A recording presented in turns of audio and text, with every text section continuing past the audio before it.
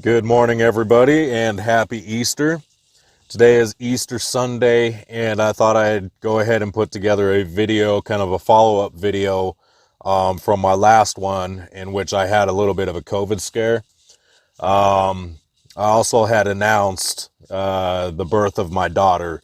Um, so, kind of a recap of what's going on is I have a daughter being born actually tomorrow, the day following Easter Sunday. She was due May 1st, which is the day before my birthday, um, but scheduled for Monday, the following day of Easter. So today's Easter Sunday. Tomorrow is my daughter's birthday, or I'm hoping tomorrow will be, and not today. Anything could happen. But as a follow up. What happened is I had gotten sick and I was worried that I would not be able to be at the hospital for the birth of my daughter. I was really excited for it. Um, and I kind of got really worried. And because I had gotten sick, they would not let me through the doors of the hospital. That's kind of regulations with the COVID going around right now. So I kind of bent over backwards trying to find a place to get myself tested, and finally did find a location. It was 32 miles out of my way, but went up there, got the test. I did get my test results back. You can hear it. I sound a lot better, I'm sure. My eyes aren't freaking beaming red from lack of sleep and being sick. Feeling a lot better, and I got my test results back as a negative. So I'm in the clear to be at the hospital for the birth of my daughter, and I'm really excited to be there. I'm excited for tomorrow. Um, so yeah, I had been looking forward to this, and I got really worried because of the COVID that I would not be allowed to be there, and it really kind of shook me. I was broken down from it. I was gaining depression from it, and I had more anxiety than I really can handle right now. I just have so much going on in my life, but it came back negative. Um, so today's a good day. Today's a really good day, Easter Sunday. I actually have brewed coffee. No, it's not from this location. Um, I actually do have some brewed coffee. My battery has been kind of finicky. I have pretty much killed my battery bank by overdrawing it. Usually from making coffee with my coffee maker. It does pull quite a bit of a draw off of my battery, and if I don't get a full charge on it following making some coffee, excuse me, I cannot make another pot. I have to get a full charge, and I had pretty much killed my battery. It had not been able to hold a charge. I went through my entire trip over the winter time without being able to get a full charge. I had to rely on the sun, being out, providing me energy when I wanted to plug in. So this morning I looked at it. Actually, last night I looked at it after the sun went down, and I was looking at my little meter on there, and it kept saying 100%. And usually as the sun goes down, it drops to 80 and then drops to 60, and it will cut down until it's between the 60 and 40, usually on the 40 light.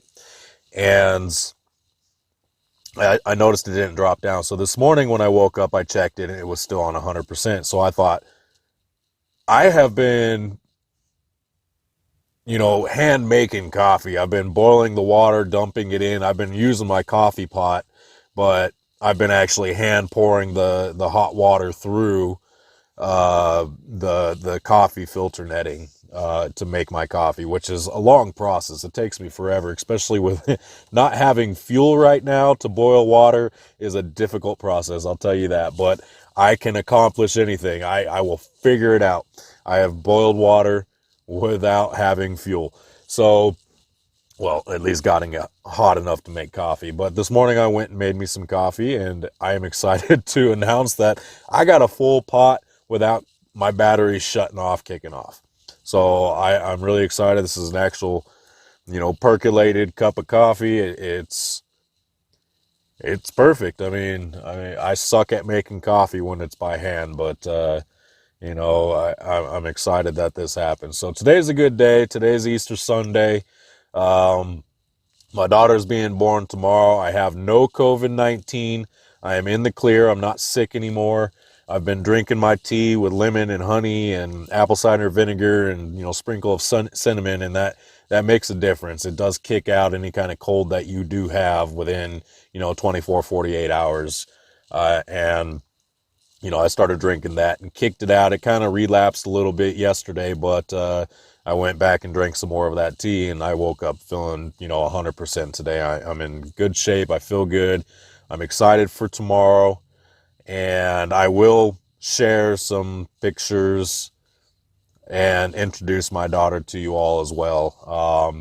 Normally it, I've actually thought about that a lot over the past 9 months or 8 months plus, that, whether or not to put her on YouTube, show her, show people, what I could do. As a matter of saying, one way of saying it. But I thought, an introduction, it's not going to hurt nothing. I'm not going to make her a broadcaster as part of my channel or anything like that. But, a lot of people are watching that have kept up on what's going on in my life. And, I think it's fair to, introduce my daughter, what I've been excited for, what I was worried for about the COVID. And, it might be a few days before I can get to it, but I do plan on putting out a video, just to, kind of introduce my daughter and show you what I'm excited about. I'm absolutely excited. I can't wait to meet her. I can't wait to hear her voice. I can't wait to see her. I want to see more than just a picture on a screen, I'm excited. But anyway, that's pretty much the gist of it. I just wanted to follow up on that, and I'll let you know that I am going to continue with making videos on my channel. It's just I've gotten overloaded with a lot of stuff going on, and kind of a writer's block when it comes to the editing, and it's a process, and maybe I'll do that. Maybe instead of producing a video, what I'm planning on doing, what I'm working on doing, I might produce a video as well of the process of me making the video, show you what my actual editing process is. It's not really organized. It's a little bit tough, with lack of space. I am kind of, locked in right now. It's snowing today. It's going to be snowing here for the next few days. So, for the time being today, this is my day. I got my coffee. I'm excited to be, healthy, and excited to go and see my daughter tomorrow.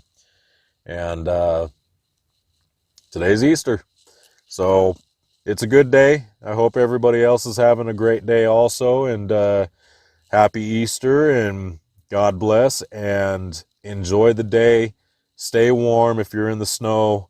It is coming. This is the spring snows. This is the city stoppers. I don't know if we'll get hit that hard, but it does happen here in the Denver metro area. And being this year as chaotic as it's become, I would not be surprised we got that city stopper. And it decided to say, hey, you guys want to stay quarantined? You don't want to stay quarantined? We're going to make sure you stay quarantined. We'll give you 4 feet. Try driving through that. It's Colorado. People will be digging their way out and making it happen, and tunneling their way to a store, but it will happen. But the majority will be locked inside. It's one of those phenomenons that happen here in Denver every once in a while. We get that major snowstorm in the springtime, or early fall or something, and it just knocks us flat. And it knocks us flatter than the COVID has knocked us flat, at least for a few solid days. I'm not saying that the snow is, more damaging, as far as, the outcomes of what the COVID has caused in a lot of people. But, for 3 days solid, it does shut everything down here, typically when we get a city stopper. But anyway, I'm just kind of rambling on. I'm excited. I got my coffee. It's Easter. My daughter's coming. I'm healthy. I'm feeling good. I ordered some. I did. I'm gonna say this because I did show in my last video. I showed my wire trees, at least a few of them. That's something I do for myself as kind of a healing, aspect of my anxieties and stuff. When I'm trying to get out of my head, I'll do something constructive with my hands. And I've taken up wiring trees and everything, and I usually do not do online ordering. I don't trust online ordering, not for the money or the bank or anything like that. I don't trust, what I'm buying is going to be what I'm expecting I'm buying. So when it comes to wire, I'm real picky with the wire. I kind of found a sweet spot with a 22 gauge copper wire, and it works great. It's a soft copper wire it's good for shaping, good for bending, and doing artistic craft and stuff like that. And it's strong enough to really hold its form and not be all bouncy and everything. And I actually went online and found a place that found a little bit cheaper than where I normally get my wire, which is Hobby Lobby. And a lot of people will frown on Hobby Lobby and a lot of what they're about and everything, but it's the only place I've been able to find the wire that I like. And I've been really trying to get away from going into the store and buying the wire there at $2 or $3 more than what you could probably get it online. And I had been assuming that I can find it online much cheaper. And looking at wholesale prices, I get quite a bit of wire, but I'd have to spend a pretty big quantity of money, and I can't do that, with something so small. If I'm going to start a business in selling art and artistic wire trees and stuff like that, I have to start small. I'm not going to go and throw $500 down on wholesale on wire and then be sitting on more wire than I know what to do with in case I decide it's not going to, go forward with it. But as of now, I did find something. It is cheaper. It's the same wire that I get at Hobby Lobby. And at Hobby Lobby, I've noticed they had 4 colors. They had 4 different tones of this copper color. They had a copper, a bronze, and kind of a deeper copper color plus silver. And most places online I looked, there was only 2 or 3 colors, the 2 copper tones and the silver. And I kept looking and looking and looking. I went to the manufacturers, and they were wholesale only. So I kept looking, and I finally did find some at a fraction of the cost for the same exact rolls that I get. Plus, it has 7 different colors. So 6 colors, including the silver, which is all copper tones. So you got like a golden copper, a copper, a bronze, a almost brass tone color, and just several different colors. And I'm excited to get those.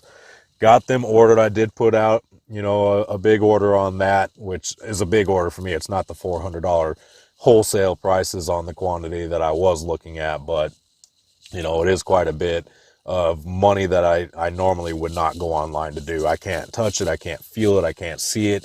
I can't bend it. I can't do anything right there to see, is this exactly what I want? But it's the same brand. It's the same quality, same style. So I'm hoping for the best. I did put it out. I'm excited to get that in because I'd like to do some crafting. Of course, that's going to wait until after, I'm done at the hospital and when I get some free time again. And, my free time is going to be kind of going away right now. My travel, I'm sticking around Denver. I'm going to work throughout the season into next winter and not do traveling next winter. Excuse me. I might get out there and do, some, excuse me. This coffee's, it's not settling right to me right now. But, I do plan on getting out there and doing a little bit of travel, but I'm not going to spend, 1, 2, 3 months on the road. It's going to be like maybe a week here, a week there. Just kind of little short, travels and stuff. Cause I do have a bigger goal. My bigger goal is to get out of Old Betsy.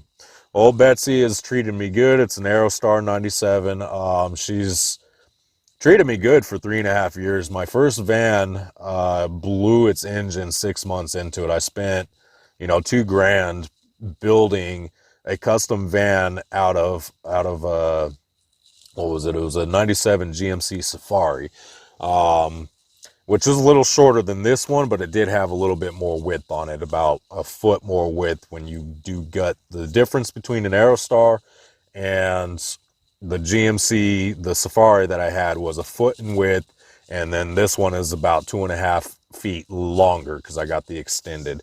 But my first van, Blue, I've been in this Aerostar for 3.5 years, and she has treated me great. I've been on 2 major road trips, which equals about 5.5 months over the road together, and over 10,000 miles in travel for those 2 trips. And I did get experience and see a lot, but my ultimate goal this year, end of year or the beginning of next year, is to get out of old Betsy. I want to get myself into a shuttle bus, something much larger that I can build into. I want to build into, RV style, get everything in there, kind of like what I have here, the bed, the cabinetry and stuff like that in my van. And I haven't really shown a whole lot of my van. I have in previous videos. It ain't anything that great.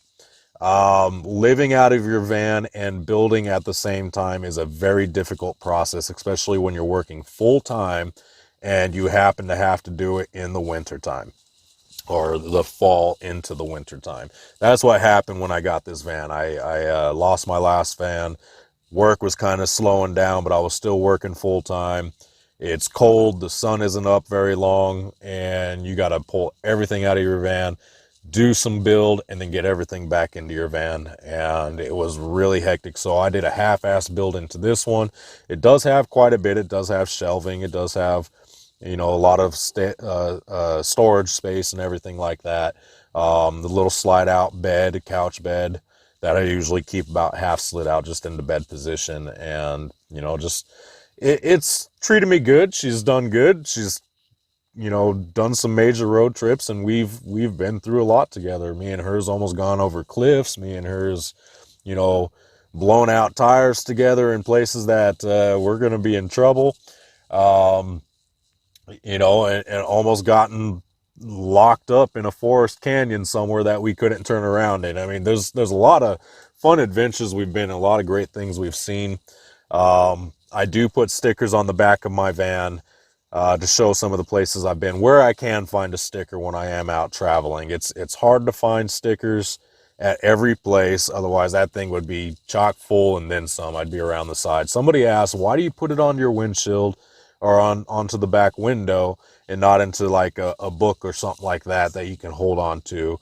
And my biggest reason is because it's me and old Betsy who went and experienced these places. If I go into a new van, it's not me in that van. The stickers on the back are for me and my van.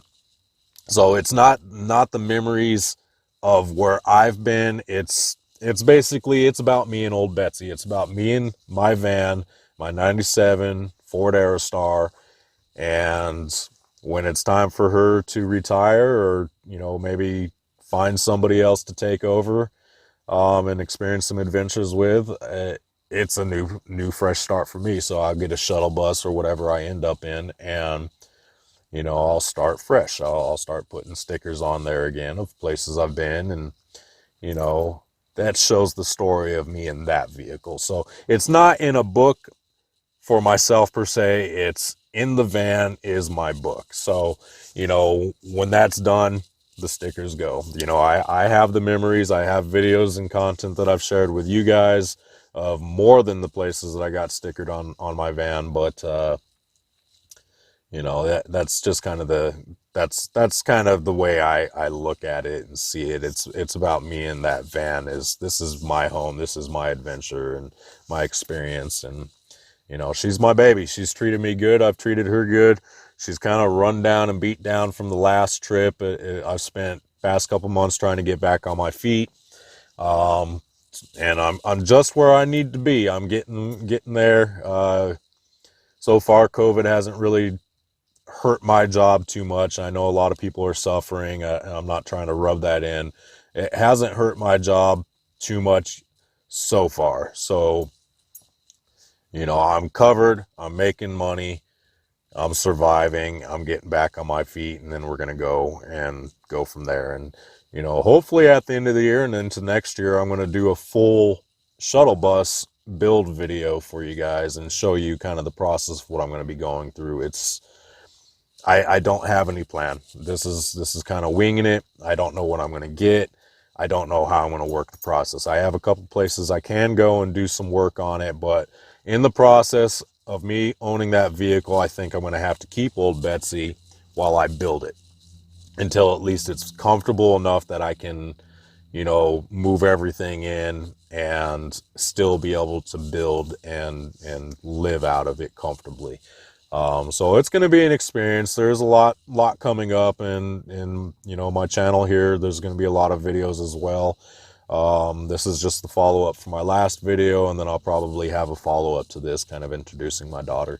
And then after that, back to the hikes, state parks, waterfalls, you know, sunsets, all the fun stuff that I like to see and experience. And, you know, maybe this year get some more hikes under my wing. I'm back in Colorado. There's a lot of hiking, and so long as they don't keep all the park trailheads and stuff closed down, I'm going to get out there and hit some of these trails.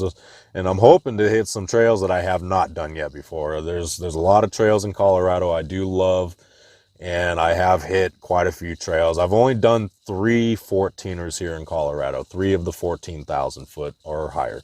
That's Bierstadt, Grays,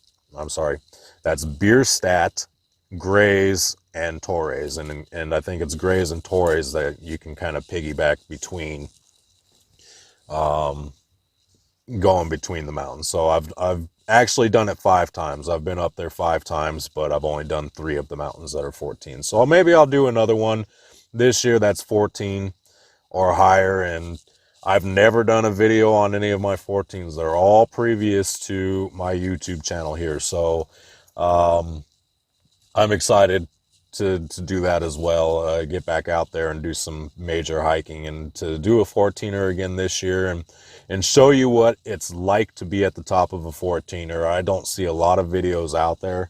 I'm sure there is. I don't see them personally, but the views from the top of the Colorado 14s are just amazing.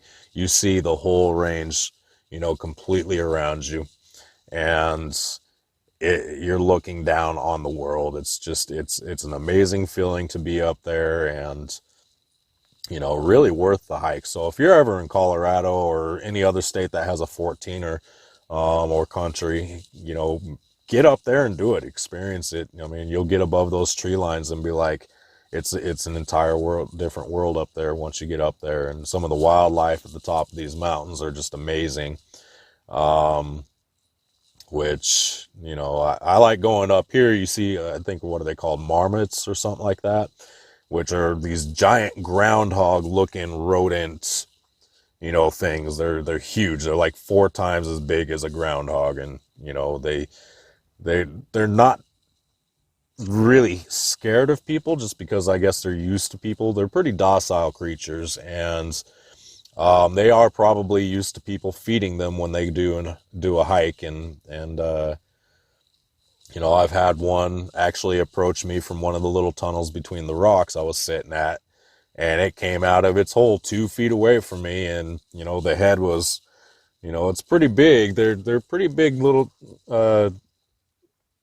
pretty big rodents. I don't know if they're considered rodents, or I don't know what species they're related to, but really interesting to see. I've never seen any mountain goats or mountain sheep or anything like that up there. Although you can see them when you're up there. I've seen them in other states. I think Oregon, Washington, up in the mountains, or possibly Wyoming, Montana. It's so long since I've seen a sheep up there, and, you know, other kind of wildlife above a 14, you know, or above the tree line. It's really interesting to see.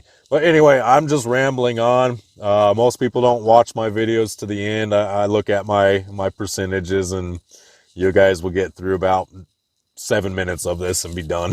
So anyway, happy Easter, everybody, and stay tuned for my next video. I'm going to introduce my daughter, And you all take care, be safe, be warm, and have a great Easter.